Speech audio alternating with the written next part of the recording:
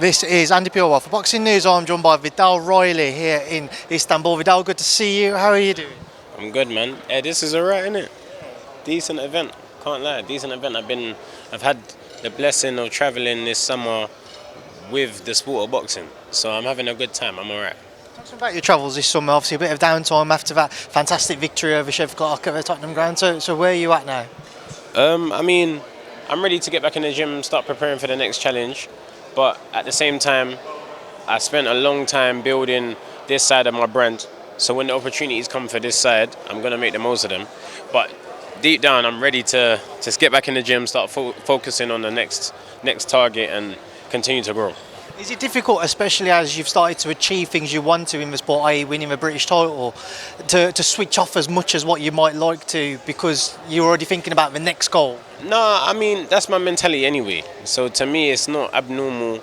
I'm like, it's hard for me to achieve something and be content. You know, I want to see if I can push the next barrier and the next one. So being in this position right now is like kind of what I've been working towards because I know it keeps me sharp, it keeps me hungry, and I like to be the best, and it costs to be the best. So it is what it is, man.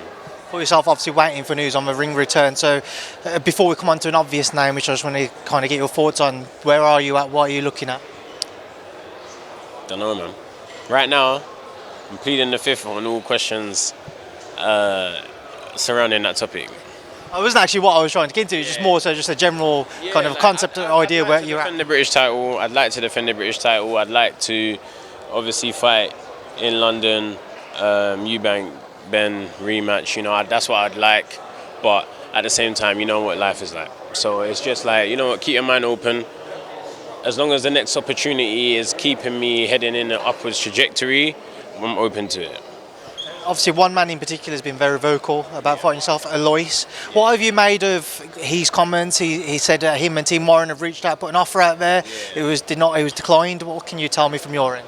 Man, that all of that saga, I'm done with it. I'm not talking about it no more. Like I spoke about it enough. You know, Aloys said more than enough. The facts are what the facts are. Whoever wants to go back and check to see who's right or wrong, let them make their decision, but I'm not speaking on it further. Just one on it, then. Is a fight at any point kind of completely off the table now? Or if, say, a fight on the Eubank Ben 2 card was to be offered, do you think that's a realistic thing which could tempt you into that fight? No fight is completely off the table. As long as both men are active and well and ready to fight, no fight's completely off the table. That's all I'm going to say. That's fair enough for that. Obviously, recently, I also want to get your thoughts on Jake Paul's victory against Chavez. What did you make of it? And as time's gone on, and as you've kept your kind of eye on him and how he's been progressing in the sport, what have you made of his progression in boxing? I mean, you can't slander it. You can slander it, but I mean, I can't be bothered to. And I mean, he's got a good team around him. This is product of having a great team. You know, when you have a good team around you, people who are all on the same page, can think in the same direction, make the most out of a little, his team specialise in that. And I think we're just seeing a result of that. His performance, you know, he hasn't improved massively, but he won and he dominated the fight. And he's now ranked number 14 in the WBA, so it's like very interesting that these things can happen. But it's all a distraction anyway, man. It's all a distraction. I still need to focus on what I'm doing, and it's just good to see what's happening in the background and potentially how the world can culminate into the most unexpected thing. On that most unexpected thing, I know in the past you've said that you can't foresee a position in which Jake was ever to want to fight you, but if you was to gain something that he wants, he's talking about world titles, for example, so if you was to put yourself in that position and have one, and because you have a huge social media following as it is, do you think that could be what could tempt him into that fight? Because it'd be a huge fight for you. I've always said that my goal is to become a world champion, and as a world champion, I would give Jake a voluntary defence at the title. I've always said that. I just think you just timing, man. Everything's timing. But I've always said that. Let me get my goal that I've had since being a kid, and then we can look into a side quest of something that popped up along the way. But for me to become world champion is my number one goal. Takes time. It's a journey, but I'm down for it. That's how I'd like to see the journey end. At that point, if Jake is where he is and doing the things he's doing, number 14, voluntary defense, me versus Jake. There we go. I know you're still on your route towards world honours, Viddal, but the current world scene, obviously Joe Opetaia holds a couple of titles, Zerda Ramirez holds a couple of titles, Joe Opetaia holds one, and Badu Jack holds the other, but obviously he's had his rematch order with Mikhailin. What do you make of the cream of the crop, if you will, at the top of that division?